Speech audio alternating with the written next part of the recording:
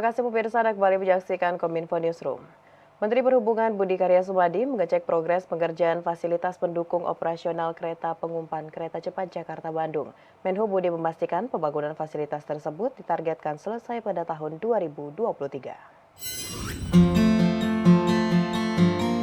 Menteri Perhubungan Budi Karya Sumadi melakukan pengecekan pengerjaan fasilitas pendukung operasional kereta pengumpan atau feeder dari kereta cepat Jakarta-Bandung, yakni proyek pembangunan flyover dan jembatan penyeberangan orang di Ciroyam dan Cimahi pada Sabtu 17 Juni 2023.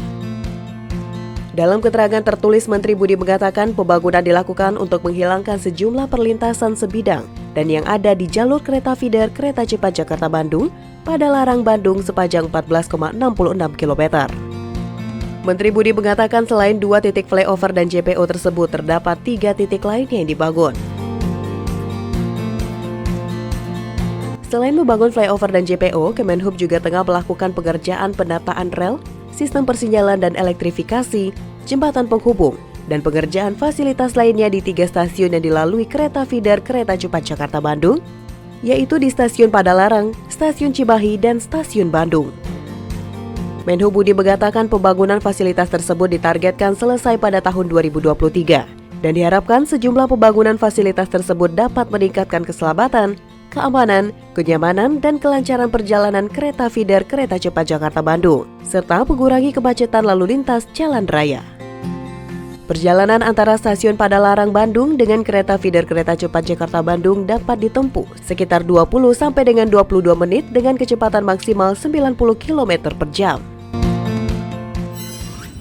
Kementerian Agama telah menetapkan 1 Zulhijjah 1444 Hijriah jatuh pada Selasa 20 Juni 2023. Dengan demikian, Hari Raya Idul Adha atau 10 Zulhijjah jatuh pada Kamis 29 Juni 2023.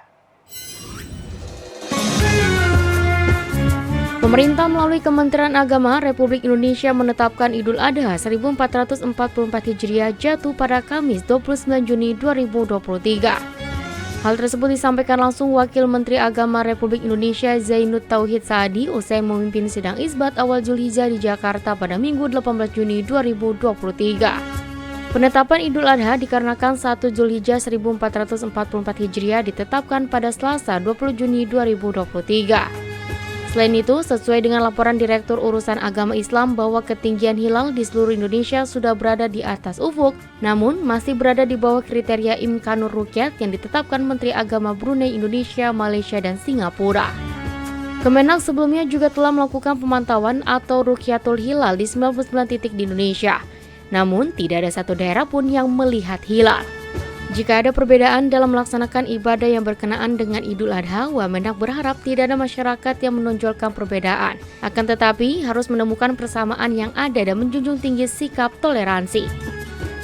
Bahwa 1 Zulhijjah 1444 Hijriah jatuh pada hari Selasa, tanggal 20 Juni 2023 Masehi, dan Hari Raya Idul Adha jatuh pada hari Kamis tanggal 29 Juni 2023 Masehi.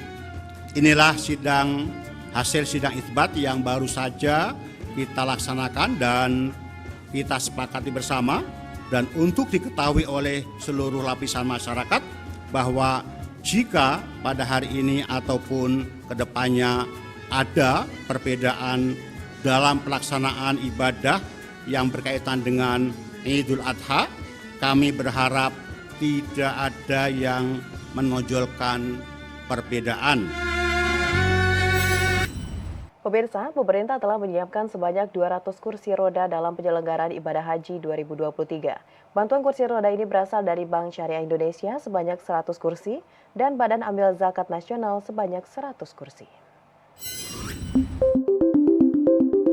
Sejalan dengan tema penyelenggaraan ibadah haji tahun ini, ramah lansia, pemerintah telah mendatangkan sebanyak 200 kursi roda untuk digunakan pada puncak haji sebagai upaya untuk memberikan pelayanan maksimal kepada para jemaah. Bantuan 200 kursi roda tersebut berasal dari Bank Syariah Indonesia sebanyak 100 kursi dan Badan Amil Zakat Nasional 100 unit. Mengutip pada laman kemenak.go.id, Direktur Jenderal Penyelenggaraan Haji dan Umroh Hilman Latif menyampaikan bahwa kursi roda tersebut untuk membawa jemaah yang menurut medis masih memungkinkan memastikan kesehatannya untuk mengikuti rangkaian ibadah haji. Penambahan kursi roda ini juga untuk menambah kesiagaan dan energi petugas karena khusus di Mina dibutuhkan perhatian khusus saat peserta haji melaksanakan lempar jumroh. Selain kursi roda, Hilman menyebut bahwa pihaknya juga telah bekerja sama dengan Masyarik untuk menyiapkan mobil golf di Mina. Kendaraan ini akan digunakan untuk melayani jemaah haji yang membutuhkan pertolongan. Pengadaan kendaraan tersebut merupakan terobosan sekaligus hasil evaluasi pelaksanaan haji tahun lalu yang nantinya akan mengoperasikan 7 unit mobil petugas di Mina.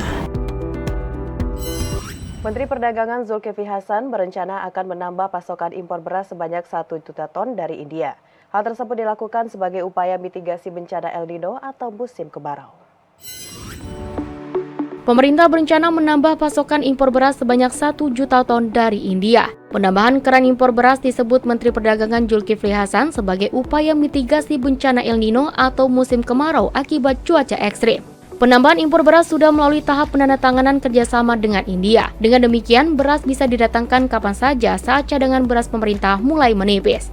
Sementara itu, untuk harga, Mendak menyebut harga pembelian beras sudah terikat dalam perjanjian antar pemerintah. Penambahan cadangan beras oleh Kemendak di luar dari tugas Badan Pangan Nasional ke Perum Bulog. Bappenas sendiri telah menugaskan Bulog untuk mengimpor 2 juta ton beras sepanjang 2023 secara bertahap. Impor beras dilakukan sebagai langkah pemenuhan cadangan beras pemerintah guna menjaga stabilitas stok dan harga beras. Pemirsa, usai jeda kami akan mengajak Anda untuk mengulas upaya mitigasi Indonesia hadapi resesi 2023 sesaat lagi.